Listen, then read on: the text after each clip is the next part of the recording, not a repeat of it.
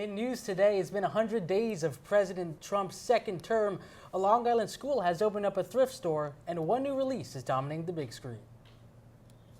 Trade policy has been at the forefront of Trump's second term as he continues to roll out new tariffs. The vote for a new pope will be held soon as the conclave begins this week. Canada elected a new prime minister, but its parliament looks a bit different. Today marks a historic anniversary as Cinco de Mayo will be celebrated internationally. Glen Cove students are shopping at school after this club opened a thrift store. Shaved heads are all across the island after this cancer research fundraiser. Sinners has finally graced the big screen, reaching box office successes and critical acclaim. And an all-time draft fall for one of the NFL's top prospects. Coming up live in Studio B. Good morning, Hofstra. I'm Joe Pergola, joined by Alex Webb and Antonio Schoenhardt. Guys, good morning. Good morning, Joe. Jinx. How are we feeling on this not-so-sunny morning? You know, it's a little gloomy, but my spirits are high. Glad to be here with you guys. Absolutely. I mean, it only seems fitting that we started our semester with a very, very rainy day, and now we're seeing some rain again. Yeah, and we'll hear more about the weather later, but last week officially marked 100 days of the second Trump administration. In that time, the president has signed a record 141 executive orders and introduced a plethora of new policies. Let's go to Cameron Bowden for more on Trump's historic start to his second term. In his first 100 days in office, Trump has worked on major changes, namely his culling of the federal government bureaucracy, crackdowns on immigration, and DEI criticisms. However, nothing stands out more than his economic policy.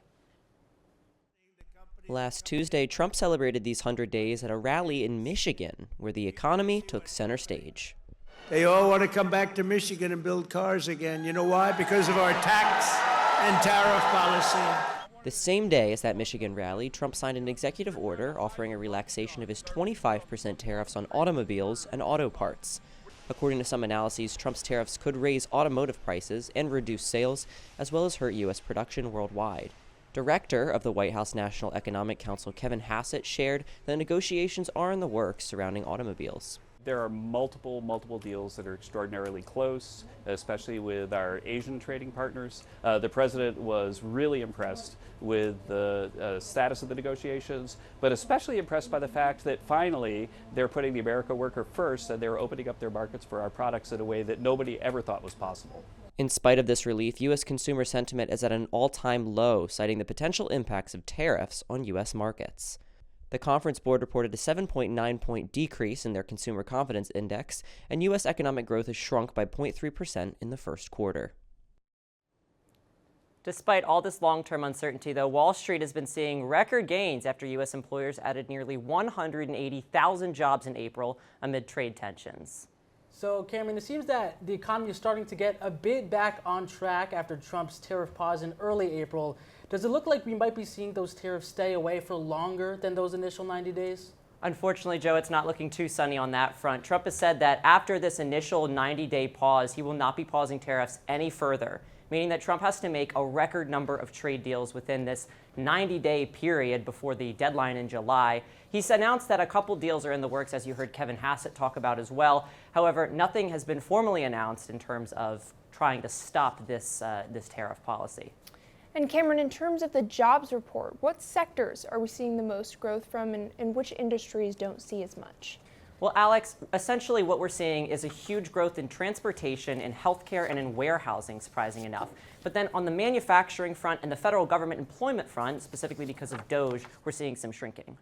Thank you, Karen. And following Pope Francis's funeral last week, eyes now turn to the conclave as the Vatican looks to find a new leader.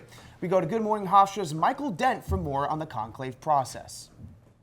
For those unfamiliar, a papal conclave is the assembly of cardinals in the Sistine Chapel coming together to elect a new pope.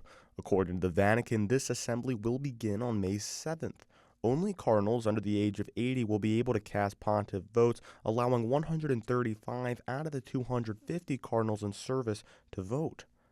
One cardinal of high status, Italian Cardinal Angelo Becciu, will not be in the conclave as he withdrew amidst backlash from an alleged 2020 scandal.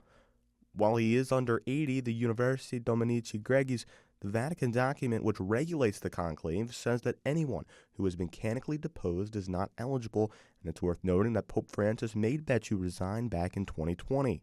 Looking at some potential candidates, Hungarian Cardinal Peter Erdu stands out to many. A traditionalist with appeal to liberal and conservatives, some think he can help unite the Vatican. Cardinal Luis Tagle of the Philippines is known to have embodied many of Pope Francis's values, including helping the lower class, his work on divorce, and stance on LGBTQ matters. Cardinal Mario Grech is a 68-year-old canon lawyer who's received praise for his work in creating a more inclusive setting. Vatican Secretary of State Pietro Parolin could get some votes. The moderate is second in command in the Vatican. Once white smoke comes out of the Sistine Chapel, it will signify that a new pope has been chosen. The next pope will be decided once the conclave comes to a two-thirds majority in their voting. However, there's no set timetable for how long that will take. And Michael, as of right now, is there a certain candidate that the public is seeing as the favorite to replace Pope Francis?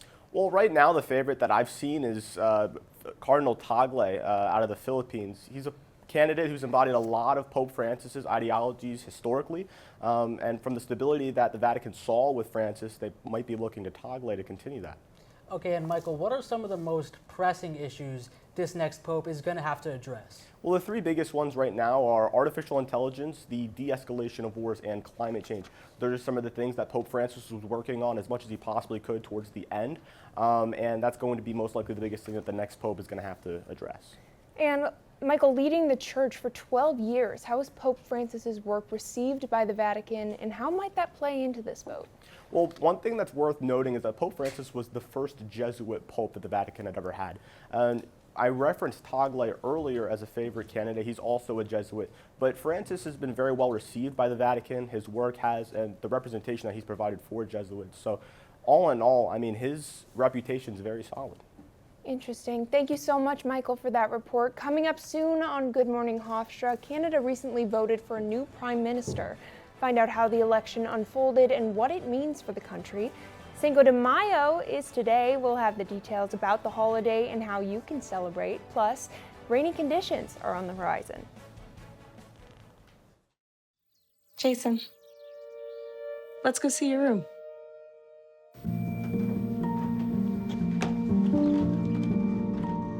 What do you think? We kept it a little spare, so you can decorate it how you like.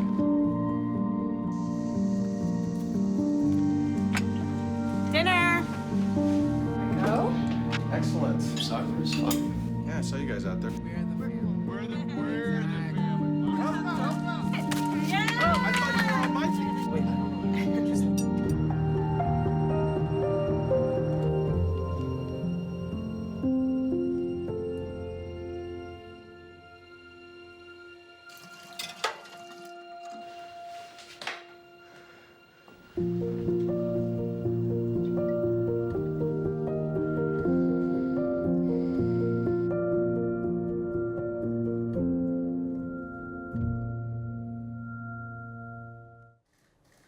Welcome back to Good Morning Hofstra. Canada just elected former Bank of Canada Governor Mark Carney as its new Prime Minister after former Prime Minister Justin Trudeau stepped down as leader of the ruling Liberal Party. Numerous candidates emerged to replace him. Carney was quickly voted in for the Liberal Party's top spot, while the Conservative Party leader Pierre Poilievre made efforts to take the office. In the months leading up to the big vote, both candidates were considered favorites at certain points. Now let's go to Gabby Yanovitz to break this election down a bit further. Gabby? With our northern neighbors taking to the polls to elect Mark Carney this year, many are saying that Canadians cast their votes based on the latest actions of President Donald Trump in relation to one of America's closest allies. Canada's federal elections early last week displayed an unexpected turn of events for Canada's Liberal Party in what appears to be a rally against President Donald Trump, as leader Mark Carney won the race for Prime Minister against Conservative populist leader Pierre Poilievre. Who's ready to stand up for Canada with me? Who's ready to build Canada strong? Poilievre was expected to be a shoo-in for prime minister until President Donald Trump's threats of a trade war and talks of making Canada the 51st state moved many voters toward the Liberal Party. Poilievre took his loss with grace and even vowed to push back against Trump. We congratulate people from all political backgrounds on participating in the democratic process. We will always put Canada first as we stare down tariffs and other irresponsible threats from President Trump. Canada's Liberal Party did not win every race, however, as they fell 3 seats short of holding an outright majority of 172 in Parliament, having to garner support from other smaller parties to get their legislation passed. In addition to losing the race for Prime Minister, Pierre Poilievre was also voted out of his seat in Parliament, one he had held for over 20 years. Thanks, Gabby. Poilievre was in the lead for Prime Minister just a few months ago, yet some are saying Trump's sentiments pushed Canadian voters toward Carney. What was it about Trump's policies that had such a big impact? Well, one thing that Trump was doing leading up into the election of the new prime minister was talking about annexing Canada and making it the 51st state. He was posting this a lot on social media.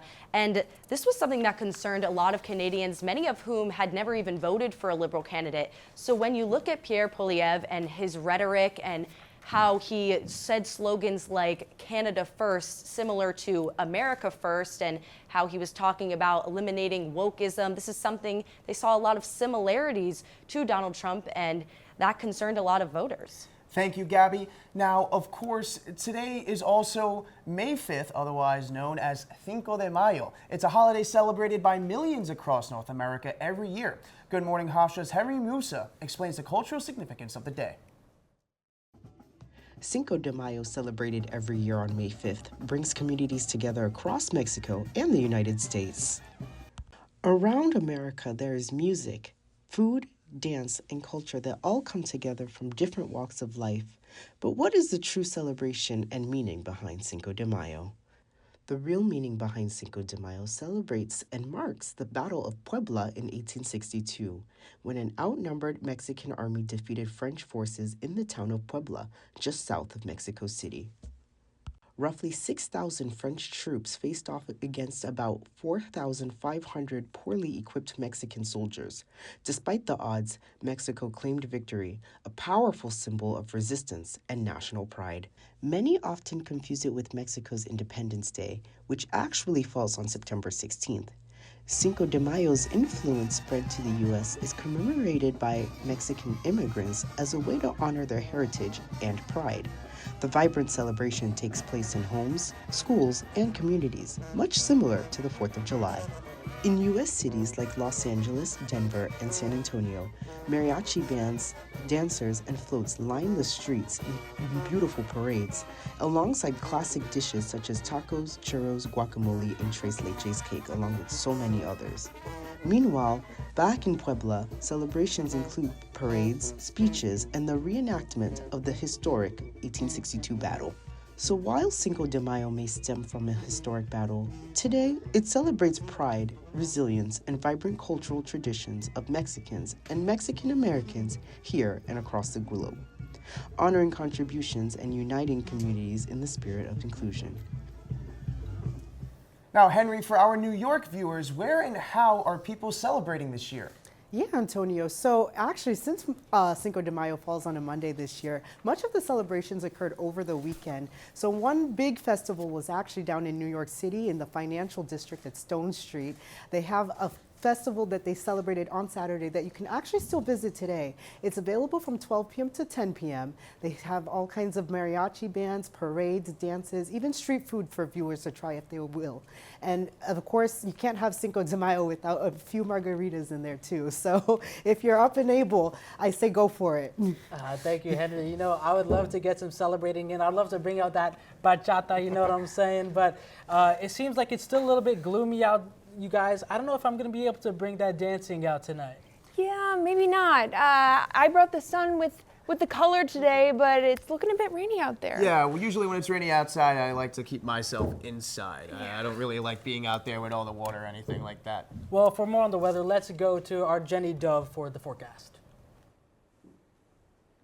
Thanks, Joe. Folks, get those umbrellas out because the story of this week is rain, rain, and you guessed it, more rain. Let's start with today, though. As mentioned, it's going to be showers all day and all night, so make sure to take the proper precautions if you want to stay dry. Not a wide range of temperatures today, as we're seeing a high of 63 degrees around 3 p.m. and a low of 58 tonight.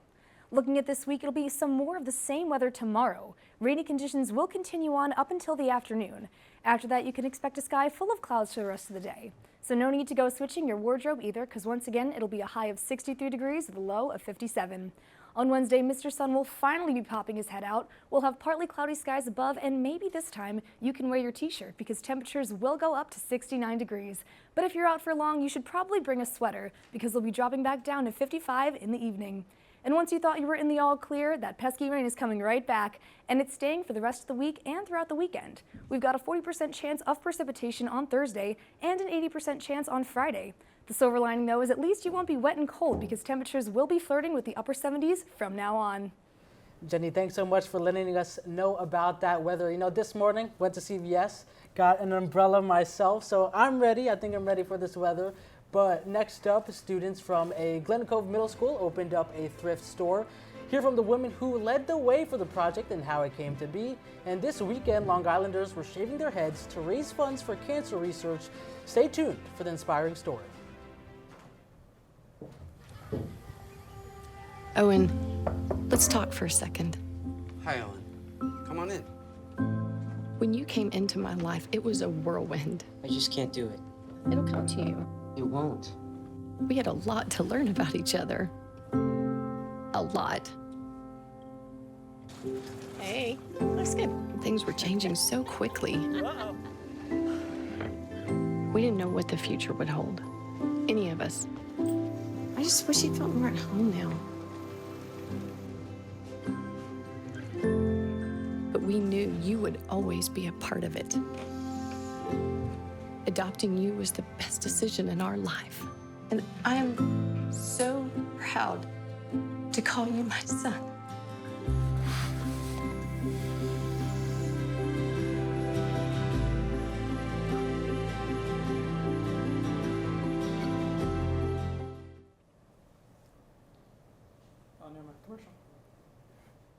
Afraid I don't know that. Hey, why don't we go find out? Listen. Can birds draw pictures? I don't have an answer for that. Dad, do stars visit their friends? Look!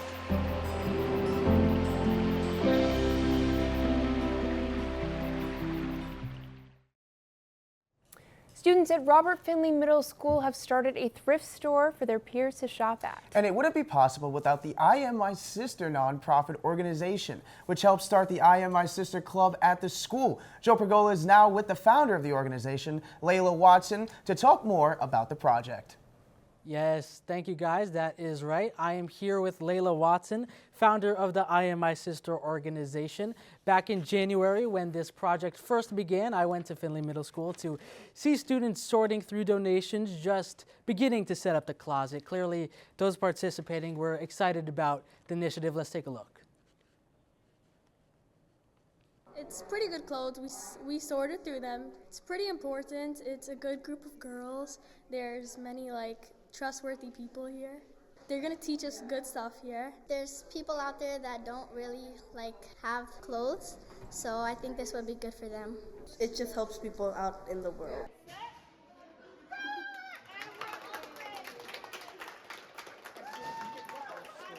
Just fashion galore with clothes, shoes, accessories, you name it. Even the mayor of Glen Cove, Pamela Panzabek, showed up for the event. So Layla, thanks so much for joining me here this morning. And so I just want to ask, where did this idea come from and how did everyone involved make it a reality? So it actually came from a Christmas adoption program. So we decided that we were going to adopt a couple of students for the Christmas season and do kind of like a secret Santa. And what happened was we gave out the forms to the parents and we had them to complete the questionnaire. And we were going to give every student something they needed, something they wanted, and something educational. And when we got the forms back, we were heartbroken because some of the things on the forms was basics, bras, socks, shoes. And, you know, for me, I have 4 daughters, and so I couldn't imagine having young ladies in our community without the things that they needed. And so I asked the principal if he would allow us to do somewhat of a thrift store, you know, and when we started talking more about it, I have a daughter that's also in middle school. She's a 7th grader there, and she said that a lot of students were also going to the lost and found to pretend like they lost something just to get something.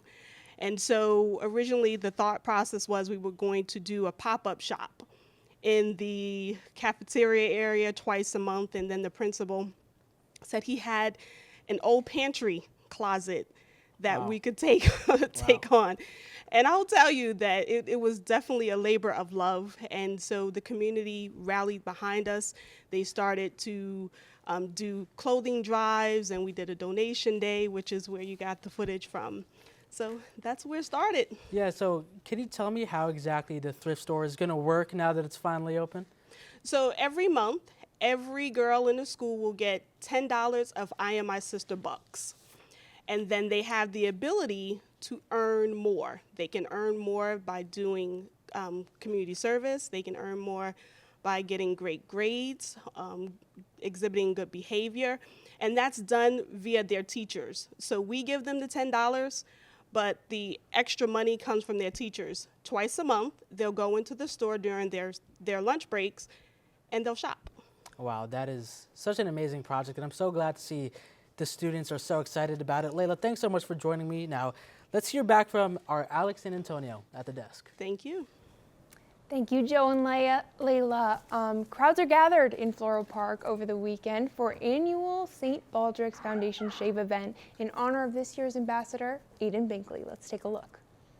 Shaved heads are populating the Long Island area this week after the St. Baldrick's Foundation's fundraiser for childhood cancer research. This is our 16th event here in Floral Park, and it's held in memory of my son Aiden, who passed away in 2010 at 11 years old. Meet Aiden Binkley, a beloved son, brother, friend of the world, and a symbol of hope for children and families who have been touched by his story. Aiden was a brilliant little boy. He had a genius IQ, who at 8 years old was diagnosed with cancer. He knew exactly what he had, and he knew what it meant. He knew how serious it was. It was very difficult, very painful. It's really important to keep Aiden's legacy, his memory alive, and we're doing that by showing up here today. You know, when we speak his name, he lives, and he said that he thinks he got cancer to find a cure for it.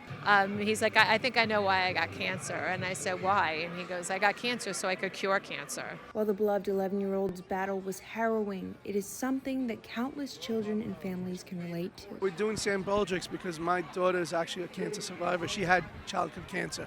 And the toll it takes on the kids is tremendous, and the families too, what it does to everyone involved. And even 10 years later, it still hits me as if it was yesterday.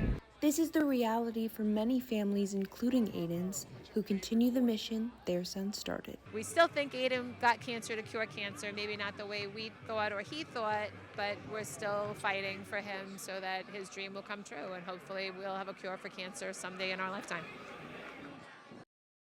His story and her story, it's so inspiring. She actually told me that the significance of the shave is something that is lost on so many but means so much to people like Aiden, who had to wear a hat all the time, and he felt like he could be normal, she said. Definitely a fantastic story, Alex. And in just a moment, we'll have more news on the way. Moviegoers are raving about the new release, Sinners. Find out about the director behind the box office hit and how the film came to be. Plus, top prospect Shedeur Sanders fell deep in the NFL draft. We'll have the full details coming up next. Every day, thousands of kids start vaping. And I can't let this happen to my kid. Of course, it's awkward to talk to your kids about the dangers of vaping. Hey, bestie, how sketch is ready? It's hard to get their attention. Ready? Go. Yes, look at that. You didn't even turn yours over. So if you want to talk to your kids about the dangers of vaping, you have to get it trending. Right, Backpack Kid? Let's do it. First, invite your kid to do the vape talk. Can you come back on too? Let's try this. All right. Why is he here? Yeah, I gotta get it trending, honey. Come on. To the left. To the right. Let's go.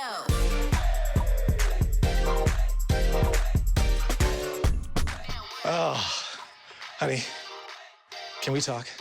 Yeah, what's up? I see a lot of your friends vaping. Visit talkaboutvaping.org for tips on when and how to have the vape talk. Welcome back to Good Morning Hofstra. The Sinners film is doing numbers at the box office, and some are already talking about the Oscars. Why are audiences loving it so much? Well, let's go over to Matt Fisher for some answers.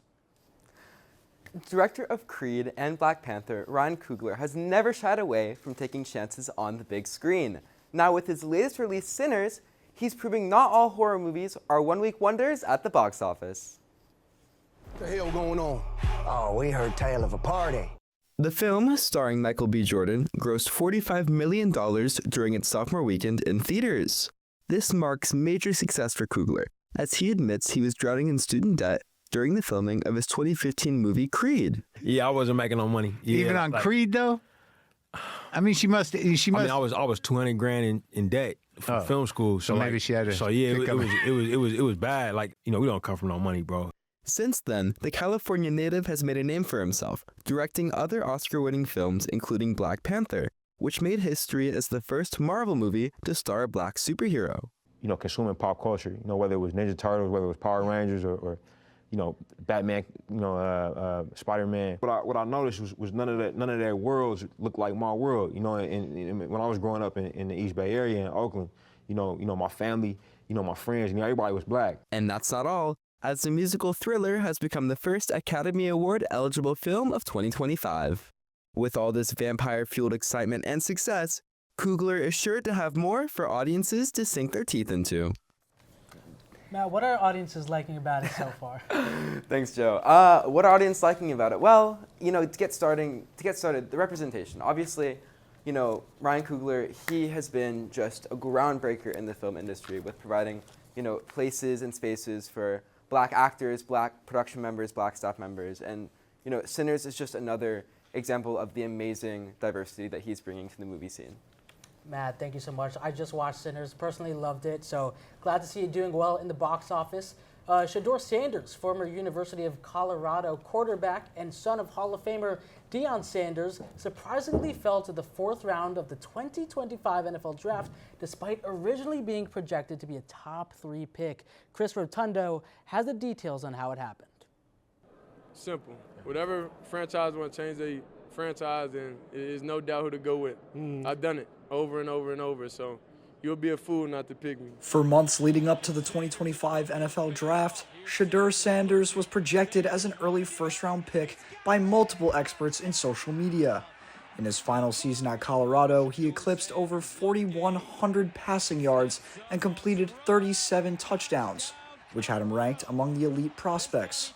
Fast forward to draft night, and things didn't go as expected. Sanders not only fell through the first round, but he slipped out of the next 3 rounds as well.